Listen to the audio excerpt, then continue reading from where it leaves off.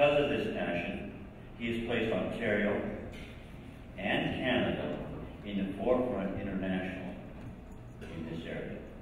He has truly served our community and the world. Thus, the award could not go to a more worthy person. Peter.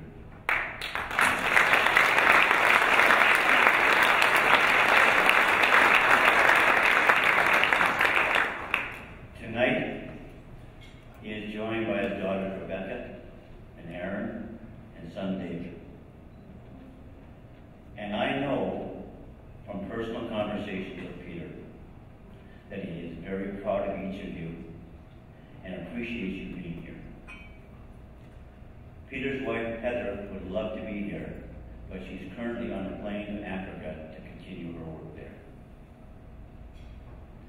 Now let me say a few things about Dr. Singer. And I'm going to try to keep this brief because if I really went through his whole background, I think I'd be up here tomorrow still, Peter, because it's really long, but very deserved.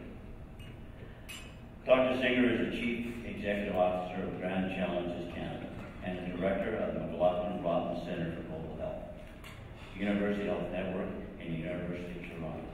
Additionally, he is a Professor of Medicine at the University of Toronto and the Foreign Secretary of the Canada Academy of Health Sciences.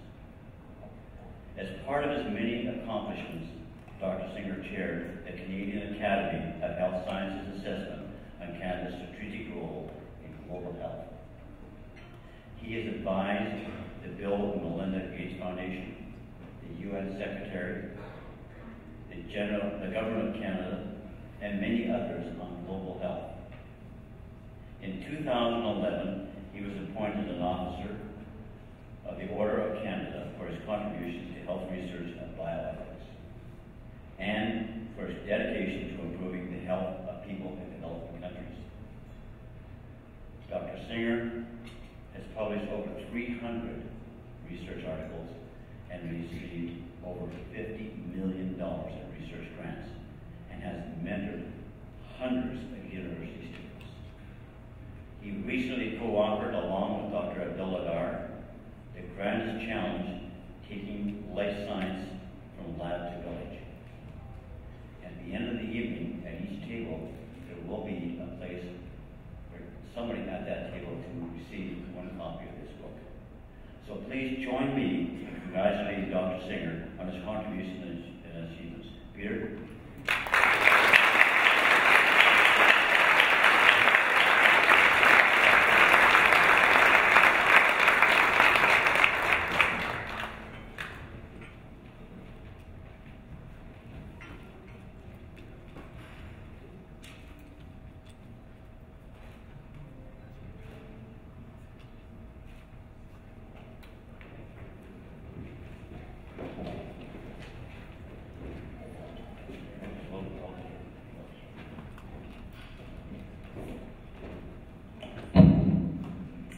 Ministers, Your Worship, distinguished guests, ladies and gentlemen, I'm truly humbled to be here standing before you with these other recipients, and it's obviously a special pleasure for me to be here with my family as well, who I'd like to acknowledge and recognize.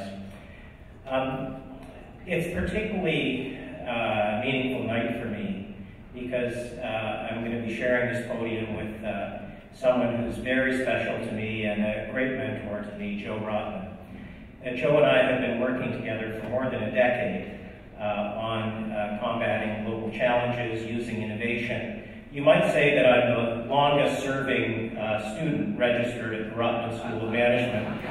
I'm in the individual program, and I've learned so much from Joe, and it's amazing how much you can learn when you cross sectors.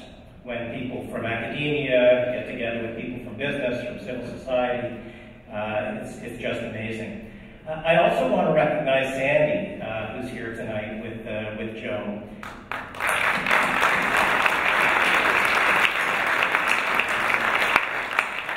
Sandy has been an inspiration to many of us for a very long time. In fact, to such an extent that earlier this year, we renamed the McLaughlin-Rotman Centre for Global Health the Sandra Rotman Center. And we did that because of Sandy's inspiration.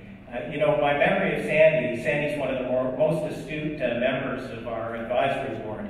And my memory of Sandy is the question that she invariably asks on any project, which is, how many lives are you saving? And that question is really sticking in my mind, because Sandy really understands that the end point of innovation is impact, saving and improving lives. So Sandy, thank you for your inspiration.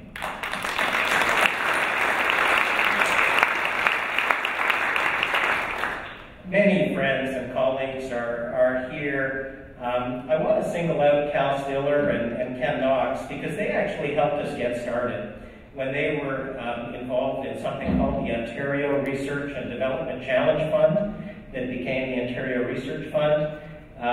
Many people don't know this, but they actually helped us get our start, and it was because of the work that we did with the original funding from that fund from the Government of Ontario that led us then to our work with the Gates Foundation and the bits of work that followed. So thank you, Cal, and thank you, Ken, very much for that. We really appreciate all your support and your inspiration in helping us get started. Thank you. I'm standing here, but really accepting this award on behalf of a wonderful team of young people. The thing that is most inspiring about the work that we do is actually the wonderful young Canadians who are really making a difference. Our team at the Sandra Rotman Center and at Grand Challenges Canada, some of those folks are here today. Dr. Shane Green leads our work on ethics with the Gates Foundation. CTG is an undergraduate student at the University of Toronto who works in Grand Challenges Canada on women and child health with us, and it really is an inspiring team.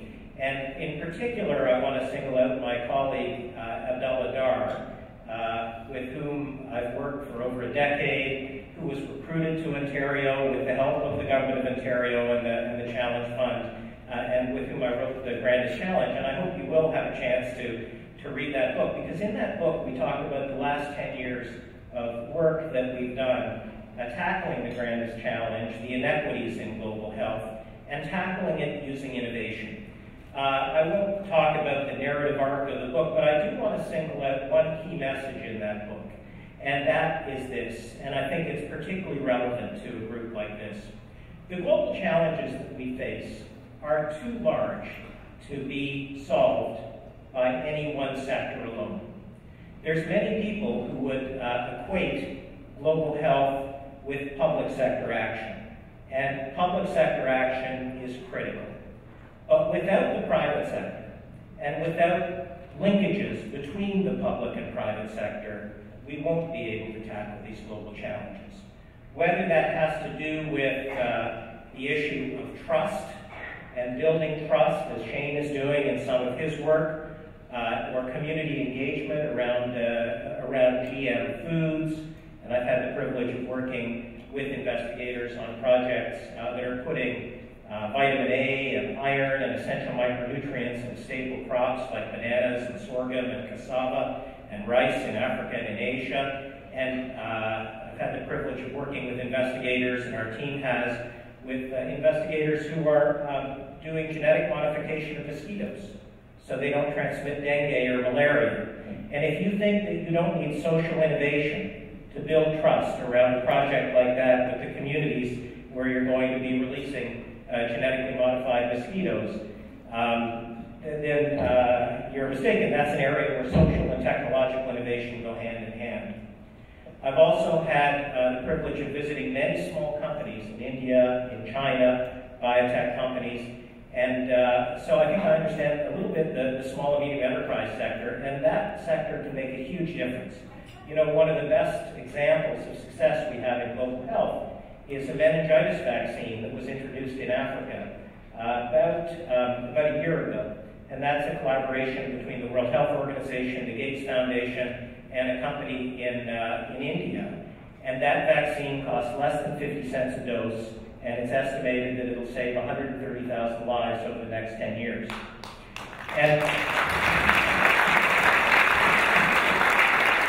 Whether it's that example, or whether it's the example of a malaria vaccine, RTSS, that Glaxo's been working on with the Gates Foundation for 20 years, that can combat the terrible problem of malaria that kills so many children every year. These are essential examples of innovation and biotechnology making a difference in global health. In closing, I'd like to focus on the organization that I have the privilege of being a CEO, and Joe Rotman is the chair, Grand Challenges Canada. We focus on bold ideas with big impact. I can't help but draw your attention to one of our programs called the Canada Rising Stars in Global Health, where we give $100,000 awards for proof of concept to people within 10 years of a degree. And very significantly, we will fund universities, we'll fund NGOs, we'll fund companies.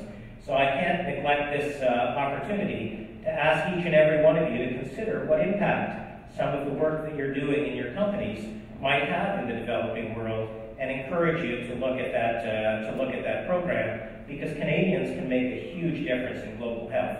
And global health is also local health. So two examples of grants that we recently funded are a prosthetic knee that can be used, think landmines in the developing world, but it costs $50 compared to $3,000 for a prosthetic knee purchased in Ontario. And a digital X-ray device from Waterloo that costs $1,000 compared to $100,000 for digital X-rays. Now think about not just what those innovations can do in low and middle income countries, but think about what those innovations can do to what is actually a very fundamental challenge for Ontario Minister, the rising cost of healthcare. And think about the potential for reverse innovation. And imagine a world where we're stimulating innovations that will have a huge impact in the developing world, that we can reverse innovate into Ontario to help us gain control of some of our rising health costs. And then with that additional experience and data, we can actually export from Ontario to create jobs. And that is a trifecta. And it just doesn't get better than that. And it shows you that innovation with impact anywhere is innovation with impact everywhere. Thank you very much.